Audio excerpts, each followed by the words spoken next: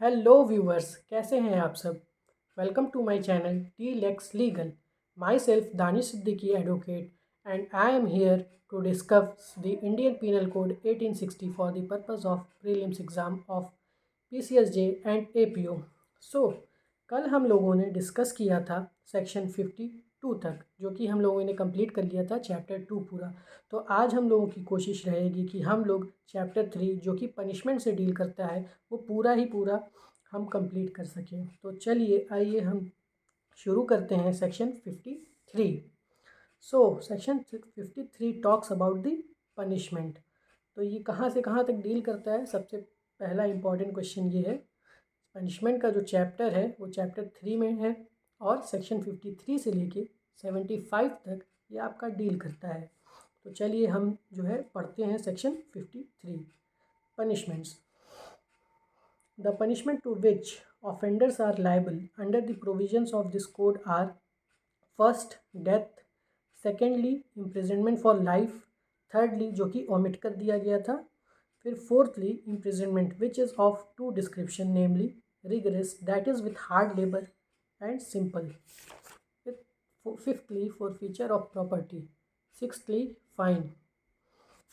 तो यहाँ पे 6 कैटेगरीज बताई गई है, बट इसको हम लोग सिर्फ पढ़ेंगे 5 ही टाइप की पनिशमेंट के बारे में, सिर्फ 5 टाइप। तो जब भी आपको क्वेश्चन आएगा यहाँ पे प्री वे फ्रेम होगा प्री के एग्ज़ाम में क्वेश्चन, तो पूछेगा कि how many types of punishments are defined under the Indian penal code. तो उसमें लिखा रहेगा 5, 6, 4। तो आपको कंफ्यूज नहीं होना है, सिर्फ 5 टाइप्स ऑफ पनिशमेंट के बारे में बताना है वहाँ पे।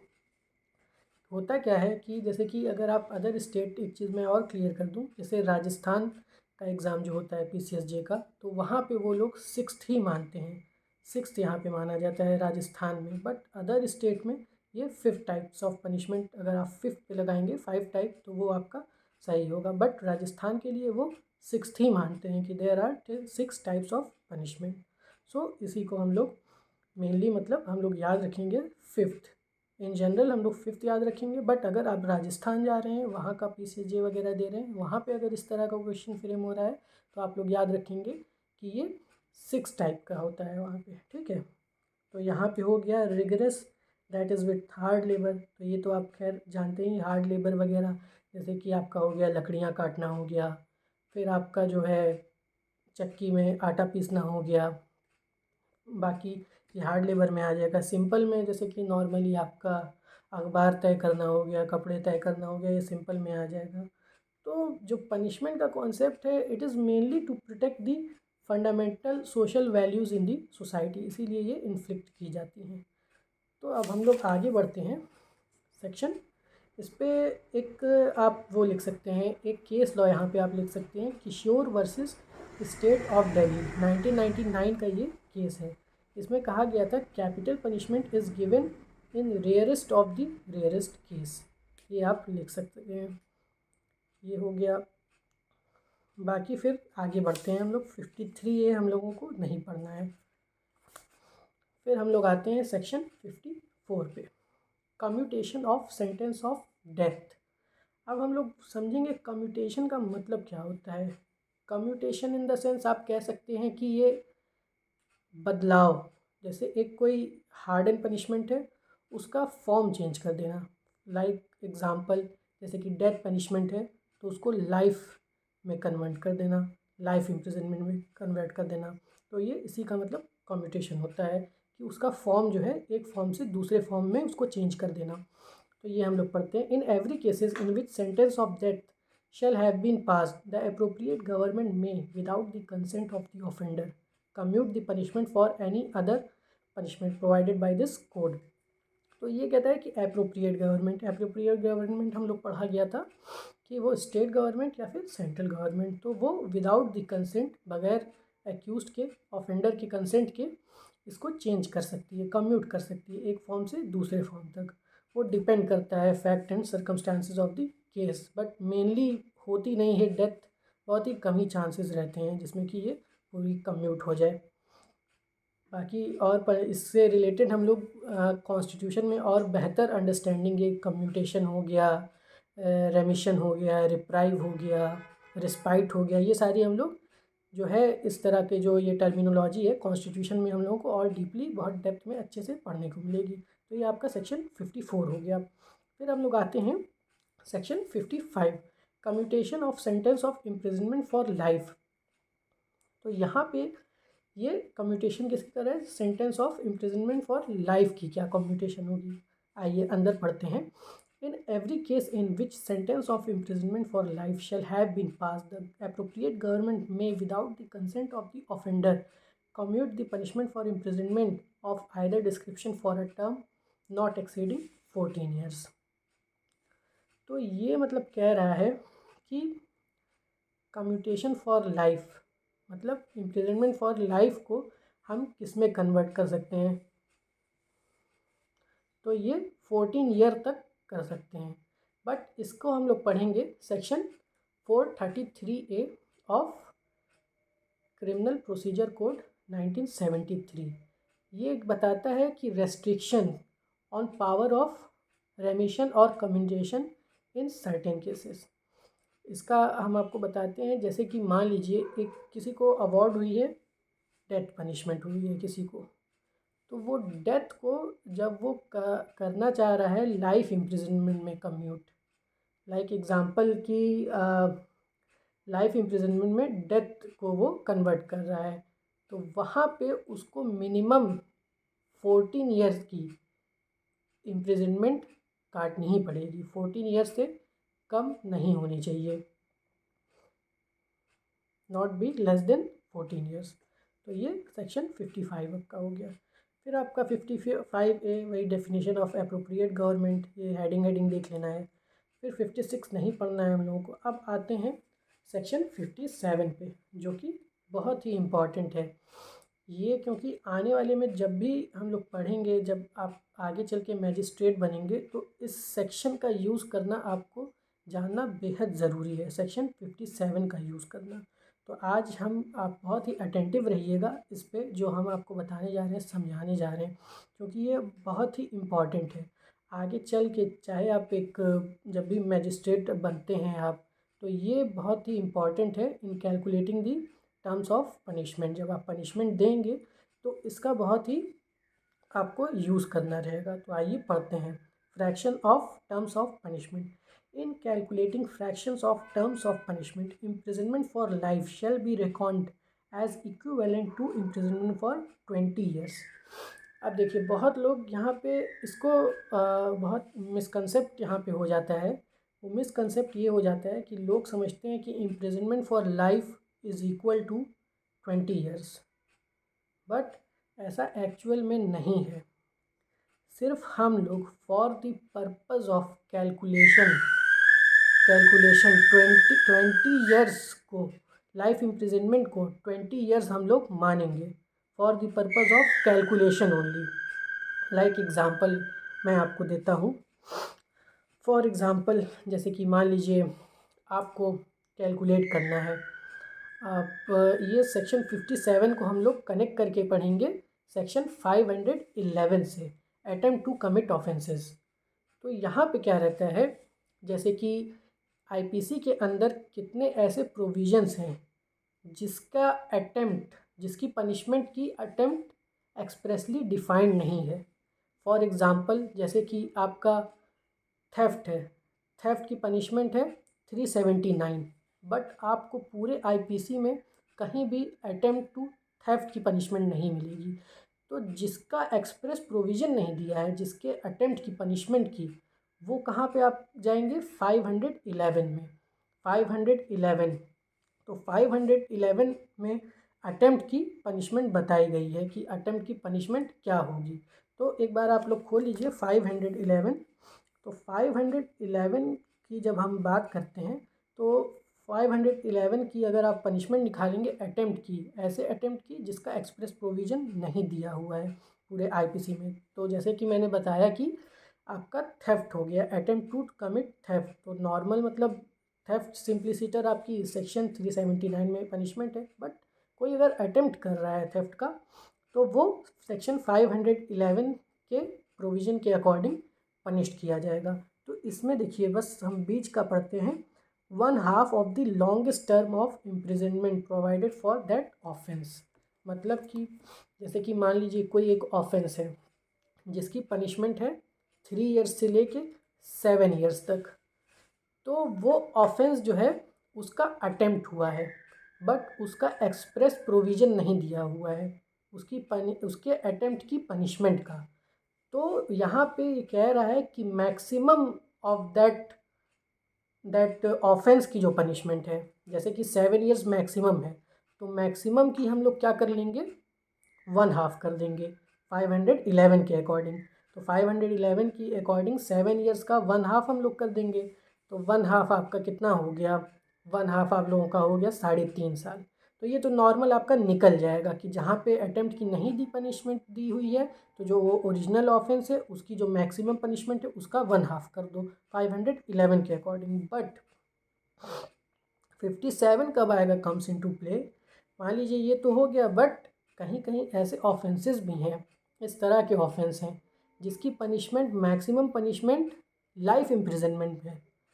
तो उस सिचुएशन में कैसे हम लोग कैलकुलेट करेंगे भाई कि लाइफ इम्प्रिजनमेंट का अगर कोई एक ऐसा ऑफेंस है जिसकी पनिशमेंट जो है लाइफ इम्प्रिजनमेंट है मैक्सिमम, तो उस ऑफेंस का अटेम्प्ट हुआ है, अटेम्प्ट उसका हुआ है लेकिन उसका एक्सप्रेस प्रोविज़न नहीं दिया है। लाइक वाइज एग्जांपल आप ले लेते हैं 3 रेप ऑफेंसेस के हो गए, जो रेप की ऑफेंसेस में हाईएस्ट जो पनिशमेंट है वो क्या है, लाइफ इम्प्रिजनमेंट है अगर देखा जाए ऐसे तो फिर 3 से आपका ये रेप का जो ऑफेंस हो गया, अटेम्प्ट हुआ, सिर्फ अटेम्प्ट टू कमिट रेप हुआ। तो हम लोगों को अब कैलकुलेट करना रहेगा कि भाई रेप के अटेम्प्ट की पनिशमेंट कैसे दी जाए। तो हम लोग उसके लिए 511 पे आएंगे कि 1/2 दे दो मैक्सिमम की। तो भाई रेप के पनिशमेंट जो है लाइफ इम्प्रिजनमेंट है, तो 1/2 उसका कैसे निकालेंगे। तो वहाँ पे 1/2 निकालने के लिए हम लोग सेक्शन 57 का यूज़ करेंगे for the purpose of calculation.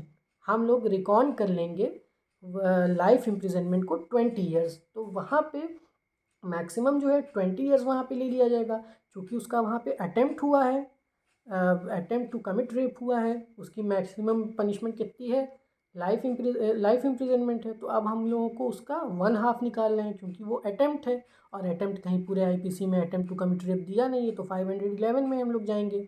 तो उसका 1/2 कितना हो गया, लाइफ इम्प्रिजनमेंट है, तो उसको हम लोग रिकॉर्ड कर लेंगे अकॉर्डिंग्स टू सेक्शन 57। तो वो कितना हो गया 20 ईयर्स। अब आप निकाल लीजिए 20 ईयर्स का कर लीजिए 1/2, 10 ईयर्स उसकी पनिशमेंट दे दीजिए। अटेम्प्ट टू कमिट रेप की पनिशमेंट आप कितनी देंगे, 10 ईयर्स दे देंगे, क्योंकि सेक्शन 57 के अकॉर्डिंग्स लाइफ इम्प्रिजनमेंट को हम लोग मान के चल रहे हैं 20 ईयर्स। अब उसको आप आराम से पनिशमेंट दे सकते हैं।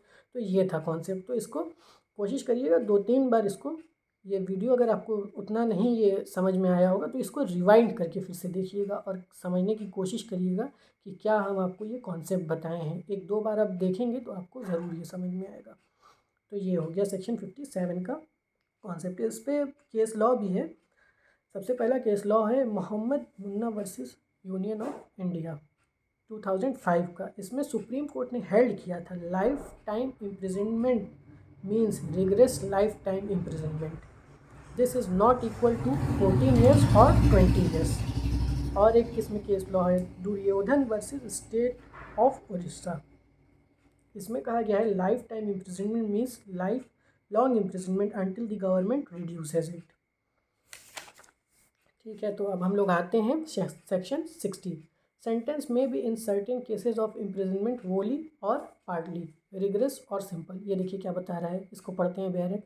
इन every case in which an offender is punishable with imprisonment which may be either of description, it shall be competent to the court which sentence such offender to direct in the sentence that such imprisonment shall be wholly rigorous, or that such imprisonment shall be wholly simple, or that any part of such imprisonment shall be rigorous and the rest is simple। अब देखिए इसका मतलब क्या concept है।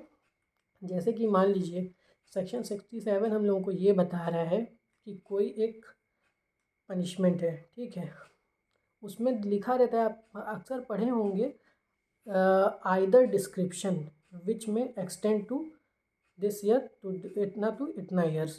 तो जहाँ पे either description है, जैसे कि मान लीजिए 2 ईयर्स की इम्प्रिजनमेंट है, वहाँ पे लिखा हुआ है आइदर डिस्क्रिप्शन। तो ये मैजिस्ट्रेट के ऊपर है, जज के डिस्क्रिप्शन के ऊपर है कि वो कितनी पनिशमेंट देगा। आइदर डिस्क्रिप्शन मान लीजिए 2 साल की पनिशमेंट है और आइदर डिस्क्रिप्शन लिखा हुआ है, तो 1 साल वो चाहे तो रिग्रेस दे सकता है और 1 साल चाहे तो सिंपल कर सकता है। ये है सेक्शन 60 का कॉन्सेप्ट। 61 62 नहीं पढ़ना है, 63 पढ़ना है, अमाउंट ऑफ फाइन। तो जहाँ पे आप पढ़ेंगे where no sum is expressed to which a fine may extend the amount of fine to which the offender is liable unlimited but shall not be excessive. For example मान लीजिए जो chief judicial magistrate जो है उसकी कोई limit नहीं है fine देने की। तो जहाँ पे कोई सम एक्सप्रेस नहीं है, जैसे कि लाइकवाइज लिखा रहता है मे एक्सटेंड टू इतना year and shall also be liable to fine, वहाँ पे फाइन सिर्फ लिखा रहता है। या फिर ऐसे आप एग्जांपल दे लीजिए, जैसे कि CRPC के अकॉर्डिंग हम पढ़ेंगे कि CGM जो है उसका क्या रहता है, CGM जो है 7 ईयर्स की इम्प्रिजनमेंट दे सकता है एंड फाइन वहाँ पे नहीं लिखा है कि वो फ़ाइन कितनी दे सकता है। तो इस केस में वो कितनी ही चाहे फ़ाइन दे सकता है, बट हाँ अनलिमिटेड हो बट एक्सेसिव नहीं हो, वो ऐसी ना हो कि एक्सेसिव हो। तो जितनी भी दे सकता है अनलिमिटेड दे सकता है, जहाँ पे नहीं मेंशन है जस्ट मतलब अनलिमिटेड वहाँ पे है कि अनलिमिटेड दे सकता है बट वो एक्सेसिव नहीं होना चाहिए। तो सेक्शन 63 का ये कॉन्सेप्ट है। अब हम लोग आते हैं section 64 sentence of imprisonment for non payment of fine. अब ये पढ़ते हैं हम लोग, ये थोड़ा इम्पॉर्टेंट है, ये कनेक्टेड है। 64 65 66 67 ये सारे एक साथ कनेक्टेड हैं। तो ये देखिए क्या कह रहा है, sentence of imprisonment for non payment of fine. अब जैसे कि मान लीजिए कि इसके पहले अंदर का पढ़ते हैं। इन every case of an offence punishable with imprisonment as well as fine, in which the offender is sentenced to a fine whether with or without imprisonment, and in every case of an offence punishable with imprisonment or with fine only in which the offender is sentenced to fine, it shall be competent which the sentence which the court offender to direct by the sentence that in default of payment of fine the offender shall suffer imprisonment for a certain term, in which imprisonment shall be in excess of any other imprisonment to which he may have been sentenced or to which he may be liable under a commutation of sentence। अब ये देखिए क्या कह रहा है, ऐसा कोई offence है जहाँ पे इम्प्रिजनमेंट प्लस फाइन दिया हो, या फिर इम्प्रिजनमेंट और फाइन दिया हो, या फिर और विथ फाइन ओनली दिया हो, ऐसे कंसेप्ट। मतलब यहाँ पे फ़ाइन जुड़ा हुआ है, चाहे वो इम्प्रिजनमेंट और फाइन हो, इम्प्रिजनमेंट प्लस फाइन हो, या फिर ओनली फाइन हो। तो इस सिचुएशन में क्या होगा, ये सिर्फ एक एक्सप्लेनेशन यहाँ पे दिया है इस उसमें 64 में। ये कनेक्टेड है आपका 65 से। अब आइए 65 पढ़ते हैं। Limit to imprisonment for non payment of fine when imprisonment and fine awardable. अब यहाँ पे है the term for which the court direct the offender to imprisonment in default of fine.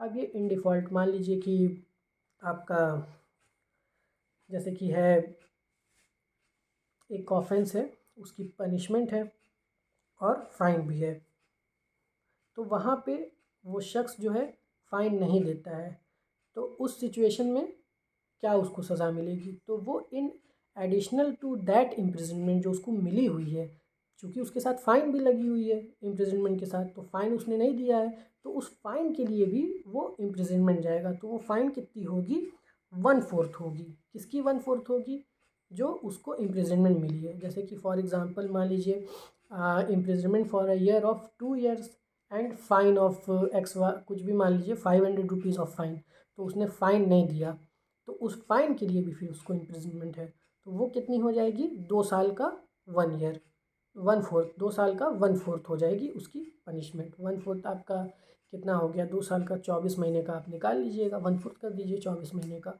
तो उसको उतना एडिशनल इम्प्रिजनमेंट मिलेगी। ये हो गया। फिर आपका आ जाता है description of imprisonment for non payment of fine. अब मतलब डिस्क्रिप्शन क्या होगी for non payment of fine की, the imprisonment which court imposes in default of payment of fine may be of any description. तो यहाँ पे एनी डिस्क्रिप्शन हो सकता है, जो वो फ़ाइन के लिए इम्प्रिजनमेंट उसको मिल रही है वो आइदर डिस्क्रिप्शन हो सकता है, रिग्रेस भी दिया जा सकता है या फिर सिंपल भी दिया जा सकता है। अब यहाँ पे आते हैं सेक्शन 67 पे, imprisonment for non payment of fine when offence punishable with fine only. अब यहाँ पे ऐसा मतलब उसके लिए जो ऊपर हम लोग पढ़ा गया था वहाँ पे इम्प्रिजनमेंट प्लस फाइन थी, यहाँ पे सिर्फ फाइन है, ओनली फाइन। ऐसी पनिशमेंट ऐसा ऑफेंस जिसकी पनिशमेंट ओनली फाइन है, वहाँ पे इम्प्रिजनमेंट नहीं है, सिर्फ यहाँ पे सिर्फ फाइन है। फॉर एग्ज़ाम्पल कि मान लीजिए आप सेक्शन कोई भी आप ले लें XYZ, अभी थोड़ा जहन में नहीं आ रहा है, जिसकी सिर्फ पनिशमेंट फ़ाइन है। मान लीजिए फ़ाइन पनिशमेंट उसकी 500 रुपीज़, तो वो फ़ाइन नहीं देता है। तो यहाँ पे ये देखिए कैटेगराइज्ड किया है। तो जहाँ पर आपका 50 रुपीज़ फ़ाइन है तो वहाँ पे उसकी इम्प्रिजनमेंट कितनी मिलेगी, 2 month. 2 month shall not exceed 50 rupees. तो यहाँ पे 2 मंथ, वहाँ पे 50 रुपीज़ फ़ाइन। जहाँ पे 50 रुपीज़ फ़ाइन नहीं देगा वहाँ पे क्या हो जाएगा, 2 मंथ की वहाँ पे इम्प्रिजनमेंट। और जहाँ पर 100 रुपीज़ तक की फ़ाइन है वहाँ पे 4 महीना इम्प्रिजनमेंट। और जहाँ पे 6 महीने से 100 रुपीज़ से जब ज़्यादा है तो 6 महीने तक यहाँ पे हो जाएगा। ठीक है, ये हो गया आपका सेक्शन 67। ओके, अब आगे बढ़ते हैं, वीडियो की लेंथ लंबी हो जा रही है।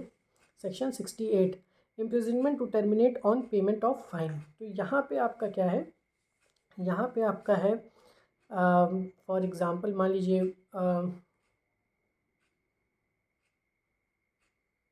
हाँ, अब जैसे कि मान लीजिए in default of payment of fine मान लीजिए मिला है, फॉर एग्ज़ाम्पल कि आपका वो फ़ाइन दे दिया है, जैसे कि फ़ाइन उसका इतना था, इन डिफ़ॉल्ट में उसको पनिशमेंट मिली, बट कुछ हिस्सा वो फ़ाइन का पेमेंट कर दिया है, तो उतनी जो उसकी पनिशमेंट है वो हो जाएगी, कम हो जाएगी, उसकी जो इम्प्रिजनमेंट की ड्यूरेशन है वो कम हो जाएगी।